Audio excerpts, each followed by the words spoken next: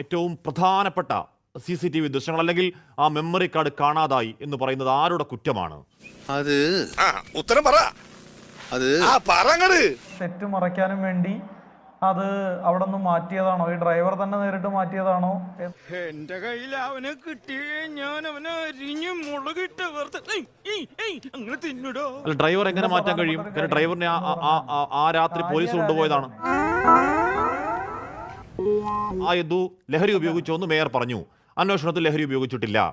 ആ വണ്ടിയെ ചേസ് ചെയ്തിട്ടില്ല. ആ വണ്ടി റെഡ് സിഗ്നൽ എത്തിയപ്പോഴേക്കും പാർക്ക് ചെയ്തിറങ്ങി എന്ന് ചോദിച്ചു എന്ന് പറഞ്ഞു. അങ്ങനെയല്ല, വട്ടം വിട്ടു. ആ സീബ്രാനിൽ നിൽക്കുന്ന CCTV ദൃശ്യങ്ങൾ വരുമ്പോൾ ആ വാദവും പൊളിയുന്നു. എല്ലാം പൊളിയൊന്നും ഉറപ്പായല്ലേ?